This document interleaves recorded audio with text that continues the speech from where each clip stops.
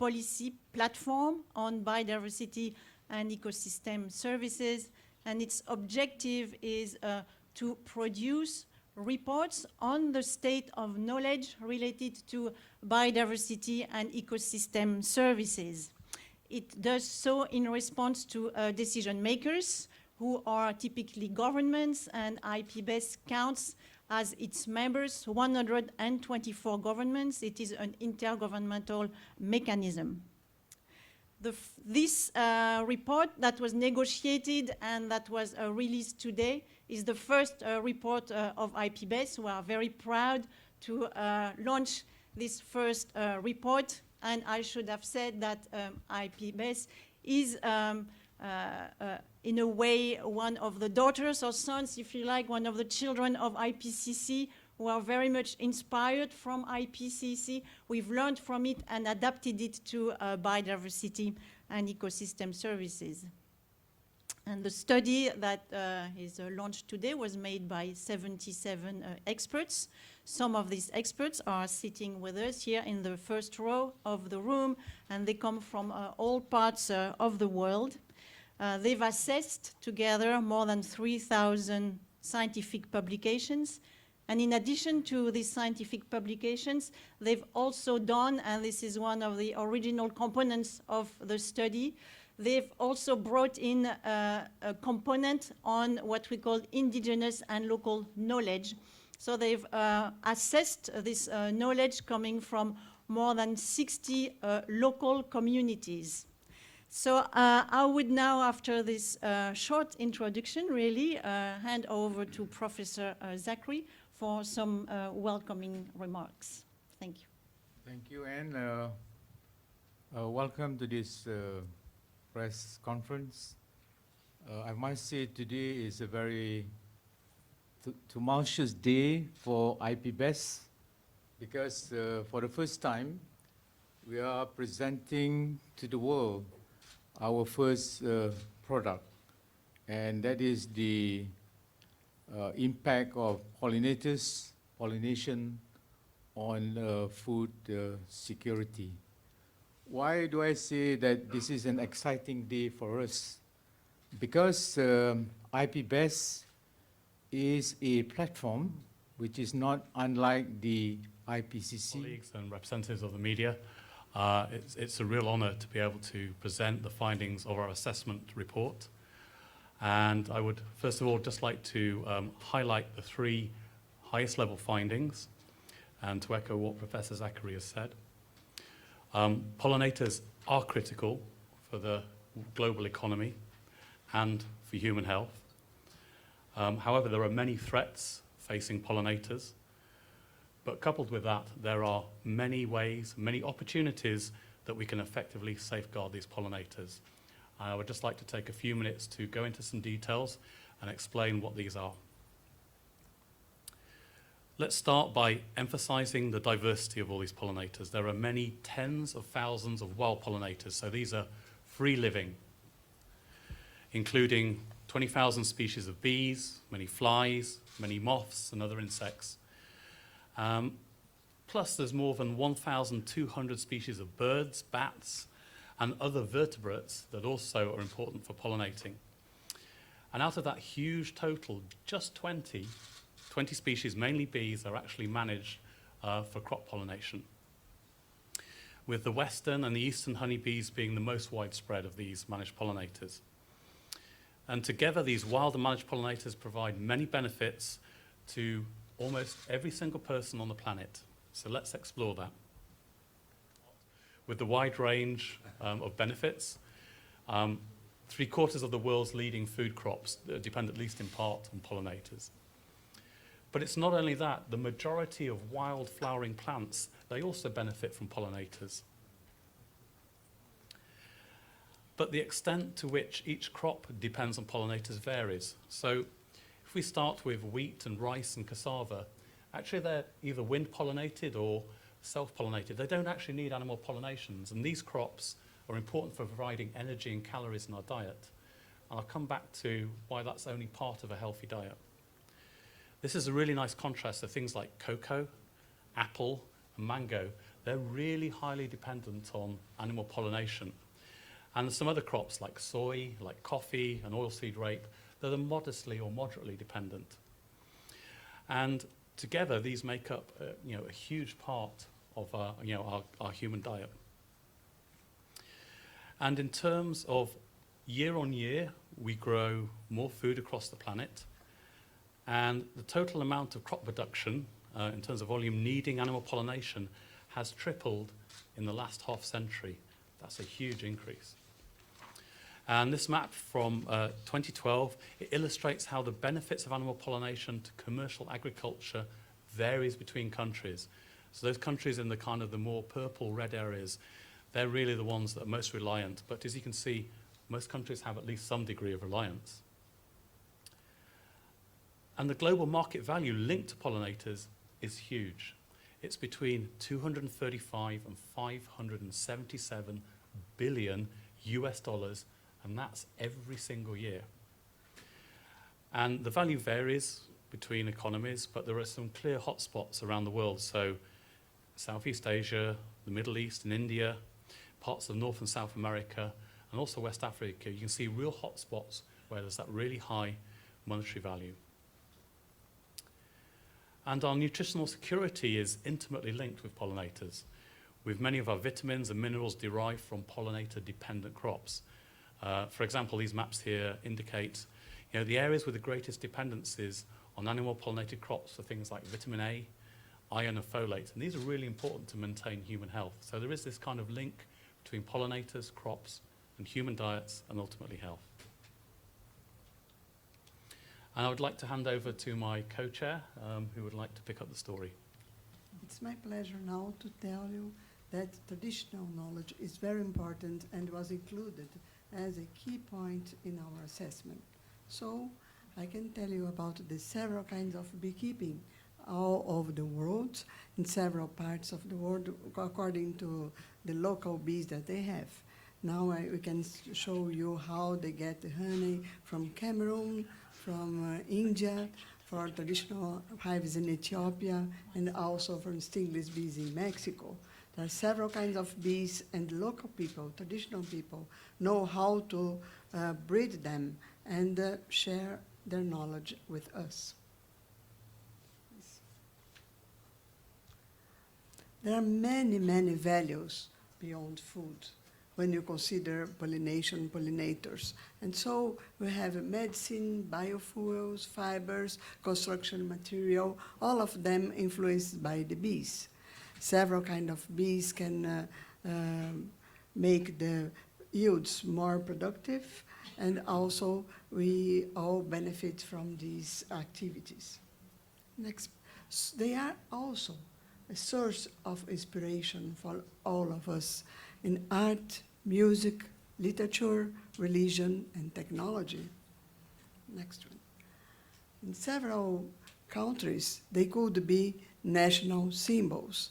They are national symbols in Jamaica, in Mauritius Island. We have the beautiful lizard from Mauritius. In Sri Lanka, we have beautiful butterflies and the special orchids with a unique system of pollination in Singapore. And also they are source of religious inspiration. In this part, we put here the Mayan Codex in Mexico. When the colonizer arrived in Mexico, they found a very well-structured civilization, and they used to breed a bee, a stingless bees that they call it Shunankab.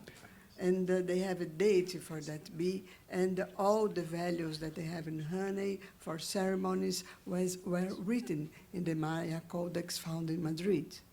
But after, besides this, we had also from Catholic Church several representations considering the bees as a source of discipline, work, and purity. And so these 3 bee motif from Pope Urban VIII, and I can tell you that Apis mellifera was introduced in Brazil because of the religious motifs. They came because they were at that time in the beginning of the 18th century, they thought that they should be more representative of a high quality work and purity as well. And also, you put in here an Islamic art celebrating pollinators here in the Museum of Kuala Lumpur.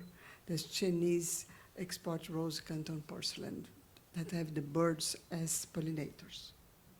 Next, please. We are very happy to show you here this Guna picture that was offered by these Guna General Congress people. It shows the deities of bees and butterflies that are considered very, very important as part of the food systems of their people.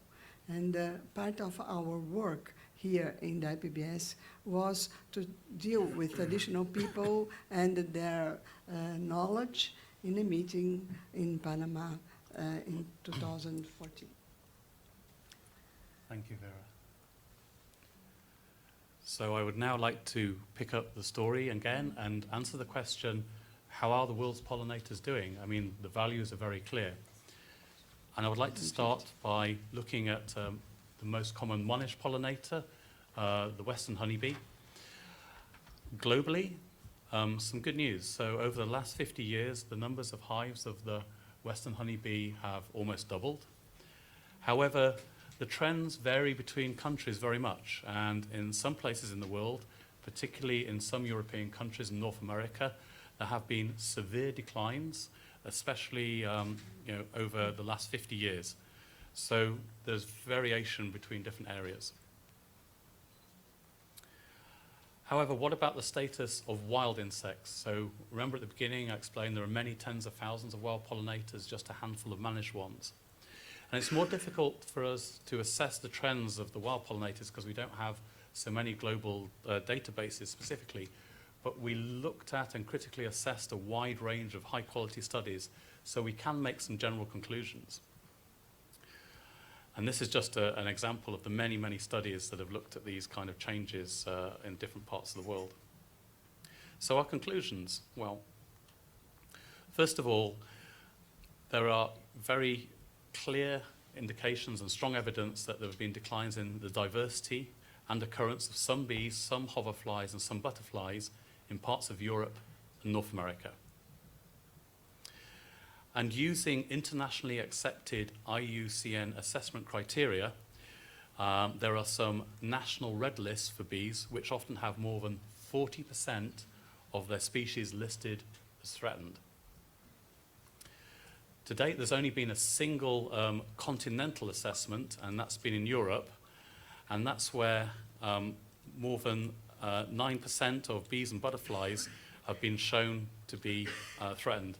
But the number of bees is probably an underestimate because for more than half of the bees, we couldn't conduct an assessment because they were data deficient. And so the suggestion is that probably other species are also threatened, but we haven't got the data to capture that. But what the assessment really does highlight is the fact there's a distinct lack of data for other regions, and this is really critical. So outside of North America and Europe, it's very hard to be able to make very broad conclusions, but we have many good examples where there have been local declines. And so there's a real knowledge gap around that. We'd like to know a lot more about what's happening in those other regions. We do have a global overview of the status of vertebrate pollinators. So these are mainly bats and birds. And in fact, around the world, if we take an average, more than 16% of all vertebrate pollinators are in fact threatened.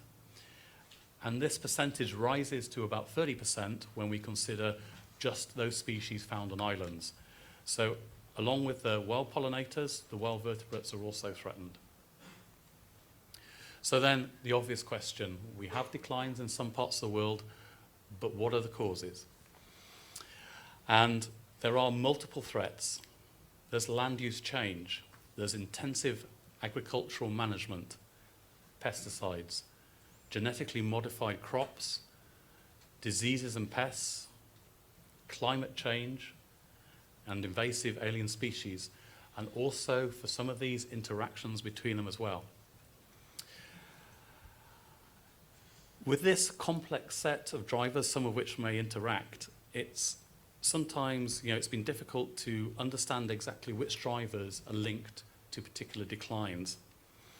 And we have a lot of strong evidence of the risks associated with each one of these drivers.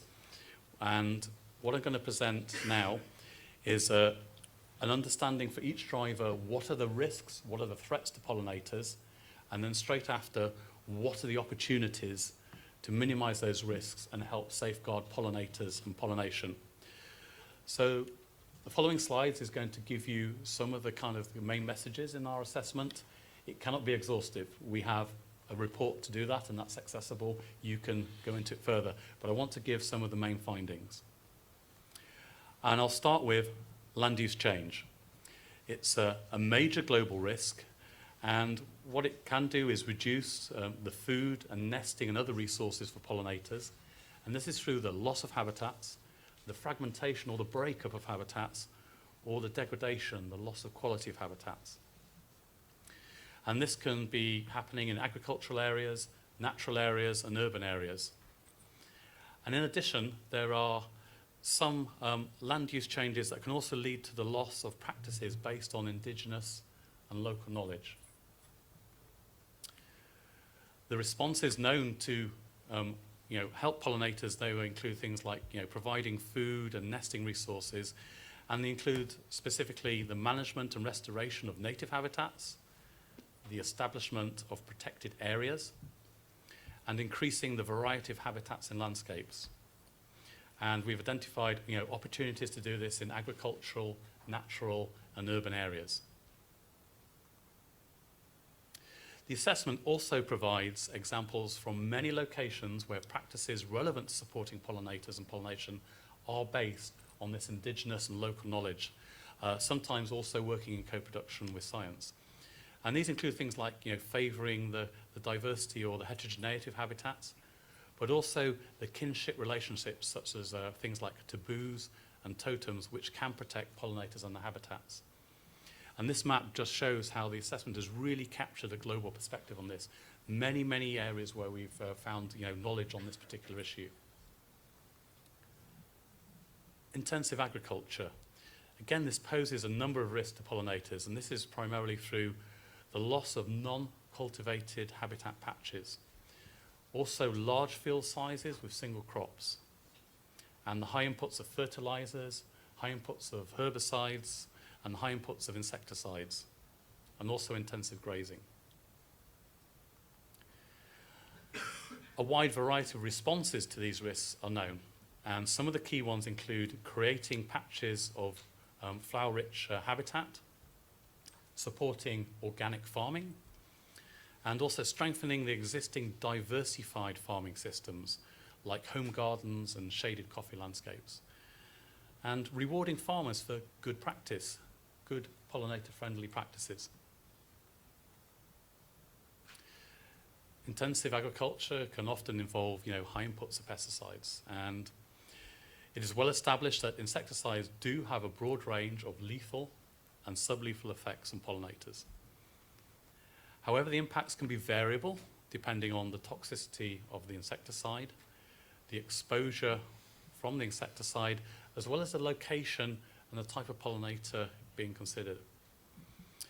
What we did identify in the report are the risks from pesticides are certainly increased when labels are insufficient or not respected, when the application equipment is faulty or not fit for purpose, or risk assessments or regulations are insufficient. And balanced with this, there are several options we identified that can reduce these risks and mitigate the impacts. And these include things such as raising standards of risk assessments and regulations for pesticide use, reducing their use, and seeking wherever possible alternative forms of pest management. And this can include things like integrated pest management. Also, training farmers and other users of pesticides in best practices has been shown to work. And finally, there are some technology options to help reduce drift from spray and also dust emissions from seed-coated pesticides on seed coatings. I'd like to move on to genetically modified crops, which the area is increasing globally. And there are two main types of crops we considered in the assessment. The first is herbicide-tolerant crops. And these are usually associated with high levels of herbicide applications, which result in reductions in the diversity and abundance of weeds, which provide really important forage resources for pollinators. And then the second, or the other type of GM crops we focused on, were the insect-resistant ones. And while the direct lethal effects on bees are not reported or not known, there's little known about whether they have sublethal effects on non-target organisms, such as pollinators. So given these risks, what are the responses? Well, some of these include things like raising the standards of risk assessment for GM approval, or approval of GM crops, such that they specifically consider a range of pollinators. So not just considering honeybees, but considering other pollinators as well. Also, there's a need to quantify the indirect and sublethal effects of GM crops on pollinators as well. I'd like to move now to pathogens and pests, another major threat. And they include a wide range of viral, fungal, bacterial diseases, as well as predators. And here are just some illustrative examples. And a major threat to honeybees, these managed commercial honeybees, are varroa mites and their associated viruses.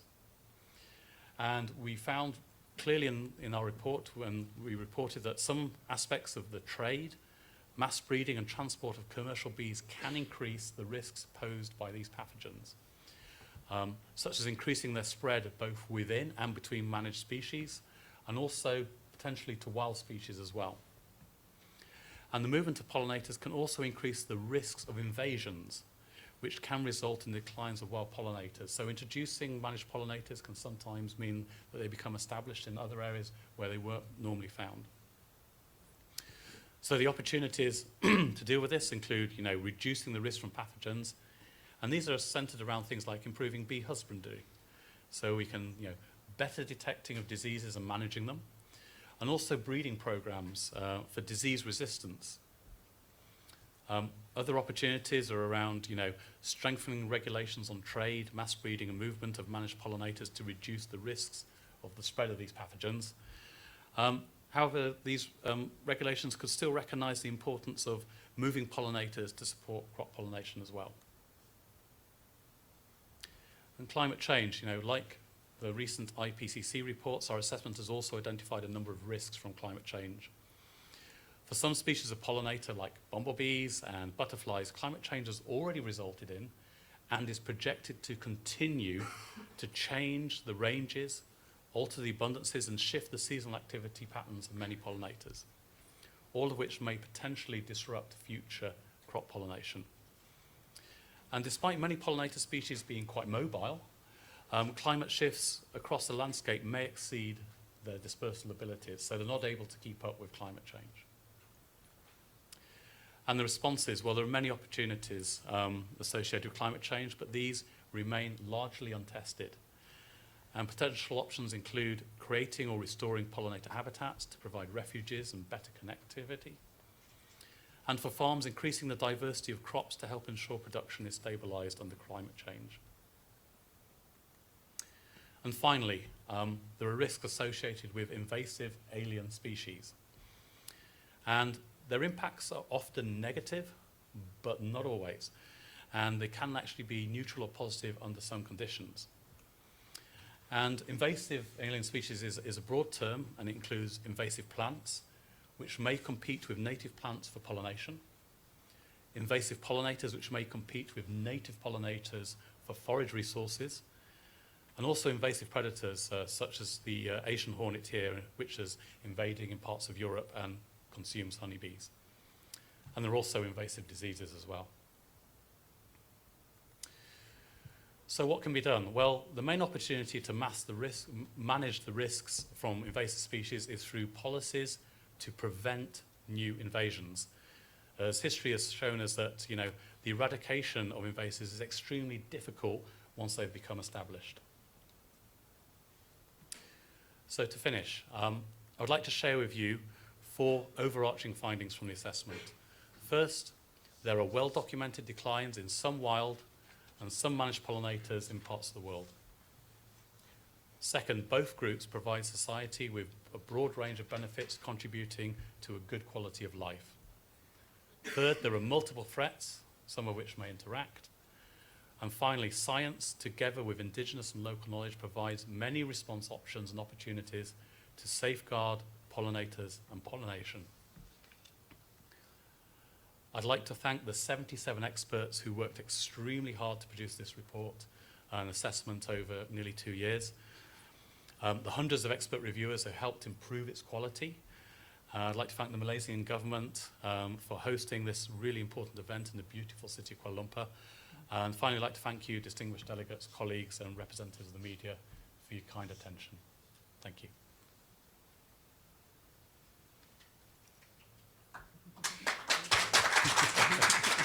We'll hand over to the next speaker. Who is it? I don't know. Who's the next? Okay, so thank you for the presentation.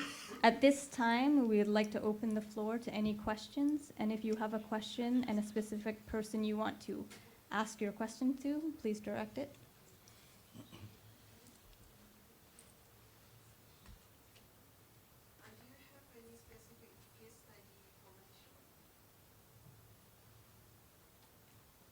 Specific case studies from Malaysia. Do you have any specific case studies for Malaysia? Shall I respond? Yeah. So in terms, there's a wonderful example. Palm oil is a very important global crop. And here in Malaysia, up until the early 80s, most of the pollination was done by hand. People actually moved the pollen. And to help improve the productivity and save the industry some money, there was the introduction of a small weevil, a very tiny, inconspicuous looking thing. But that on its own contributed a saving to the industry of around $10 billion in the period from the early 80s up to date. So that's a great example where a small insect can actually provide, a huge boost to a local economy. And there are other examples in the report, but I'd just like to share that one with you. Thank you. I could also share one more exciting species, which is very dear to the Malaysians, to the Southeast Asians, and also to the Japanese and the Koreans. And that's our king of fruits, the durian. For Westerners, it's a love and hate relationship. Either you like it or you hate it. That's true. And for Southeast Asia, the value of the durian trade is about $25 million per year. It's a whopping trade, really. Durian is dependent on animal pollination through bats. And bats, they can reside in the caves and the mangrove. So if you destroy their habitat, like the mangrove, you would have reduction in fruit yield. In this country, there's a fabled variety of durian called durian Musang King. Musang King. So what I'm saying, if there's no bats, you will have no durian kings. So it's a crucial food chain, really. Thank you.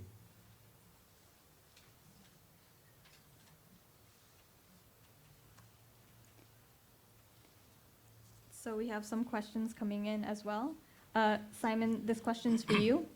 Can you be more specific about the kinds of human health impacts due to a decline in pollinators? Okay, so that's a very good question. So we understand a lot about which crops need pollinators. And we understand a lot about how these products that come from the crops are full of really important nutrients.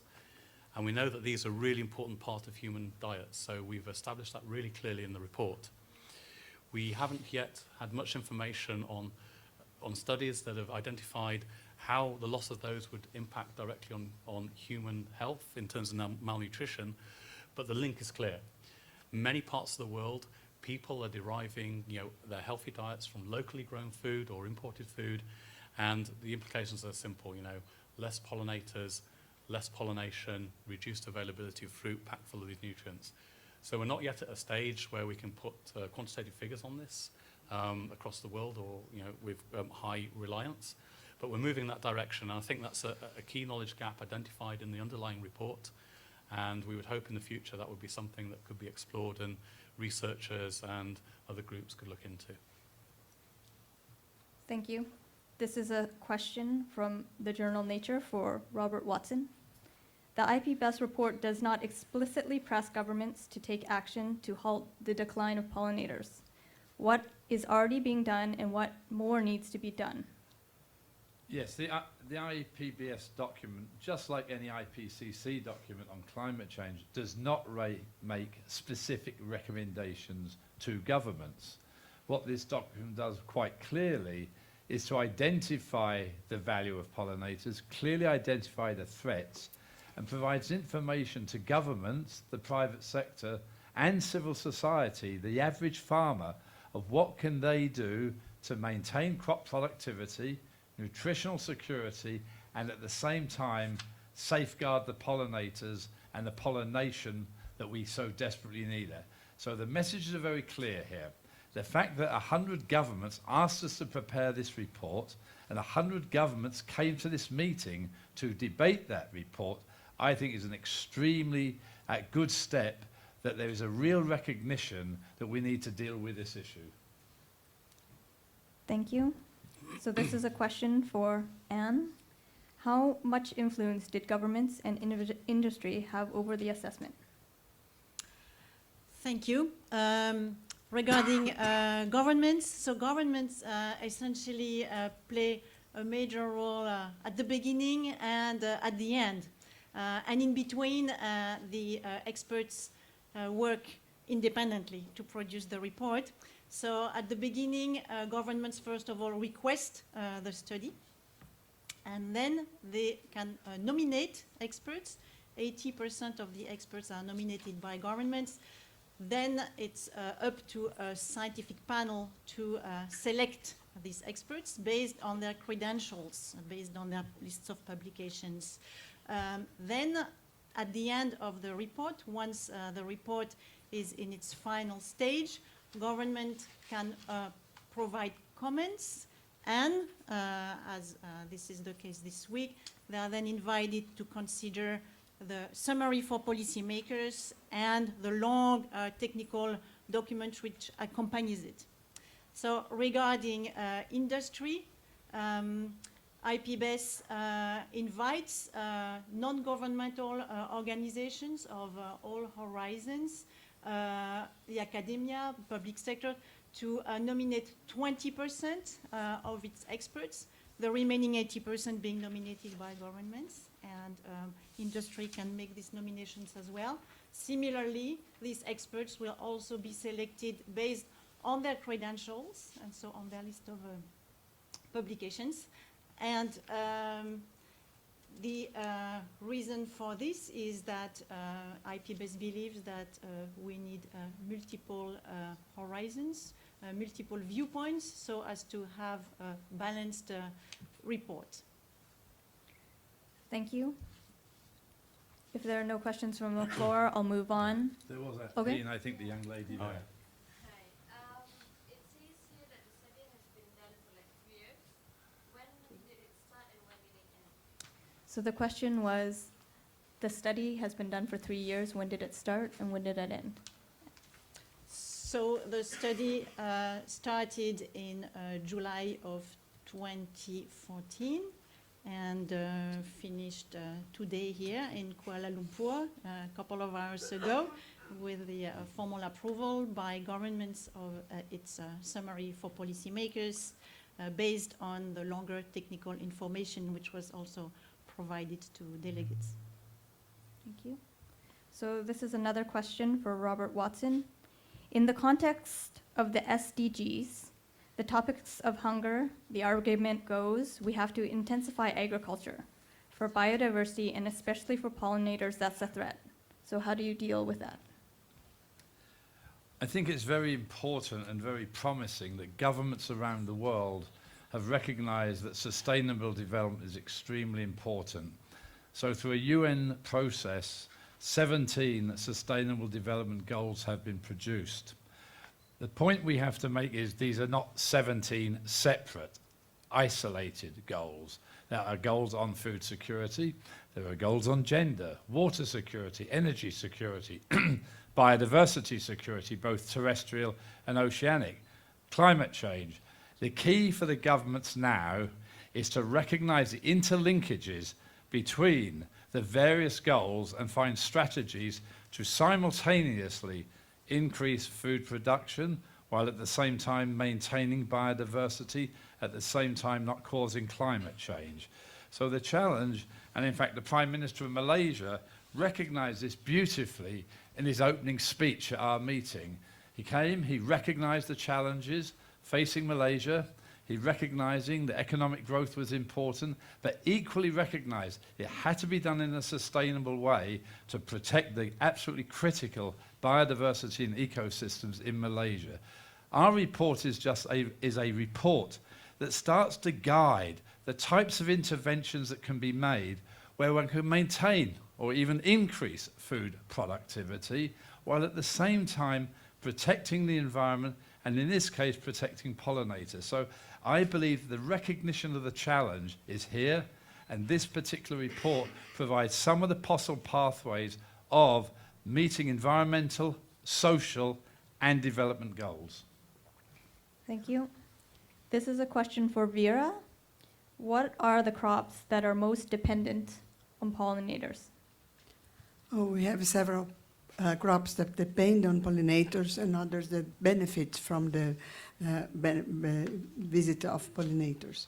We have several foraging crops, for instance. We have fruits, as we have vegetables, eggplants, sweet pepper, tomatoes benefit from it. Cocoa depends on pollinators, and coffee benefits from pollination. Oil palm and soybean benefits from pollination. So we have mangoes benefits from pollination, and it's important as well.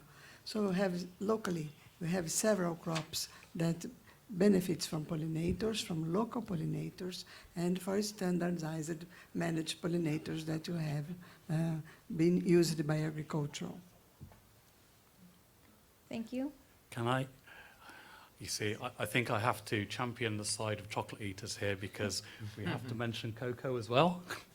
And actually, and cocoa depends on the pollinating action of this tiny, tiny midge, which you could easily overlook. But what it contributes on an annual basis to the global economy, apart from making us all happy because of chocolate, $5.7 billion a year, coming from a tiny little midge. So it's not just about the bees, it's about all these different pollinators. Sorry, I just had to write that. Yes, It's but from in chocolate. South America, we have very teeny stingless bees, 2 millimeters long. They also pollinate this Oh, okay. cocoa, cupuaçu, and others from the same genus, Theobroma. So pollinators come in all sizes. This is a question for Zachary. How will this assessment report be used by nations? That's also a very interesting question. And this is what IPBES is all about. As I said several times, this is not a scientific advice. This is a process where the scientists would like, on the basis of their assessment, on the basis of their research, things which we are facing today, for instance, environmental degradation. In this case, it includes the dwindling population of pollinators.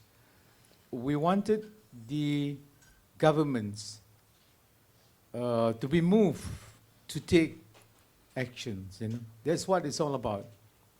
There's a lot of rhetorics worldwide, ranging from the Earth Summit in 1992 to the World Summit on Sustainable Development 10 years later, and Rio Plus 20. But all this, in the main, remain rhetorical. And to a certain extent, the scientific community has been left behind. So IPBES, in the context of biodiversity and ecosystem services, would provide that platform, that mechanism of strengthening the dialogue between the scientific community and its findings with the policymakers, with the politicians. And Bob Watson summarized that very well in the opening address of the Malaysian Prime Minister when he had to grapple with the question of development and conservation. And when you talk to the politician, if you have the language of science alone, it won't compel them to make the right decision. You have to tell them also that nature or ecosystem or biodiversity could provide wealth for the country, could provide jobs, and at the same time could provide well-being to human beings, because they want to get re-elected in 5 years' time, right? So you need to talk their language. So this is the essence of IPBES and the science policy interface, which we have tried to illustrate very well today, and in fact, this afternoon in Kuala Lumpur. Thank you. This question is for Simon. So during your presentation, you talked about the economic value. This question is, do you think it's important to quantify the value of pollinators for the global economy, and why? That's a really good question. So I think it is important to quantify the economic values because it tells us something about the extent of the risks, or particularly the economic risks. But what we've done in this assessment, we've taken a much more holistic view. So, and I think you saw in the presentation, we think about, the dollar values that we can benefit from pollinators, but there's also nutritional benefits, there are social benefits, cultural benefits, and pollinators and pollination products are valued by local people, by indigenous people. So the way forward, in making decisions, and one of the ways that policymakers need to think about this problem is taking many perspectives. So the economic risks, but also the risks that to these non-economic values as well. I think it's important. It's one of the tools that science can help provide, but there are many other aspects and perspectives that we should make available to help decision makers make informed decisions about the risks and responses to losing pollinators. Could I add something? I think this brings up something. Who are we talking to in government? This report not only needs to talk to an agricultural minister, an environment minister, the treasury minister, the health minister. In other words, this is not an environmental report alone. As it's already been pointed out, it is really related to many, many ministers and ministries simultaneously. And therefore, it has to talk to the economics minister. It has to talk to other ministries that look after some of the social inclusion issues, the water purification, energy, etc. And I think that's the key point to have. This is an issue that is multi-sectoral and talks to multiple ministries simultaneously, at the same time talking to the private sector, the landowner, and the NGOs. That's a good segue to our next question. Bob, how has industry been involved in this process? There were 2 industry scientists as experts in their individual capacity involved in the preparation of the report with the other 70-odd scientists. They were selected by the multidisciplinary expert panel for their expertise. In international assessments, one of the most important issues, whether it's a climate assessment, a biodiversity assessment, a food assessment, is to make sure all relevant stakeholder groups that you want to influence need to be in the process. And therefore, we need experts from government, from the private sector, from NGOs, from academia. We really need experts, all disciplines of course, from all stakeholder groups. That gives the credibility to our report that we need. It means those industry scientists can go back to their bosses and say, there's an issue with pollinators, they're in decline, but also there are solutions. Equally, a scientist working for a government can go back to their minister and say, look what the latest results are. Our ministry needs to react. To me, it's absolutely crucial that you have experts in their individual capacity from all stakeholder groups. Thank you. So Bob, or anyone, does this assessment condemn the use of neonicotinoids or insecticides? No, this report talks about the observations of the effects of neonicotinoids.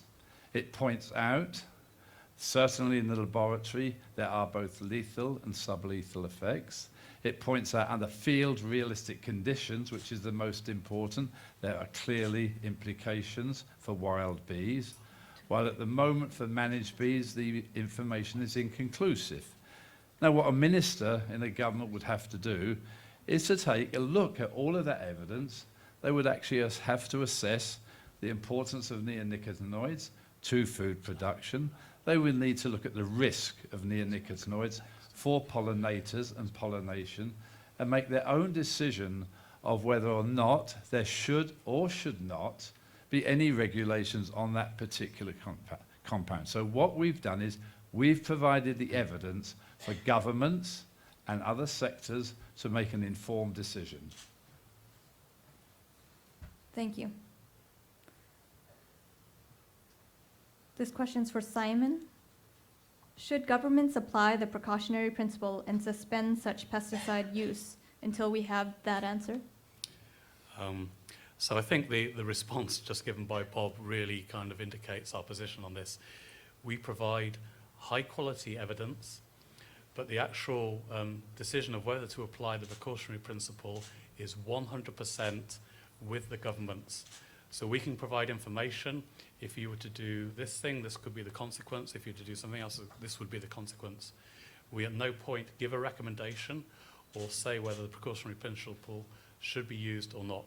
We don't provide recommendations, just really high quality evidence based on what the available data says.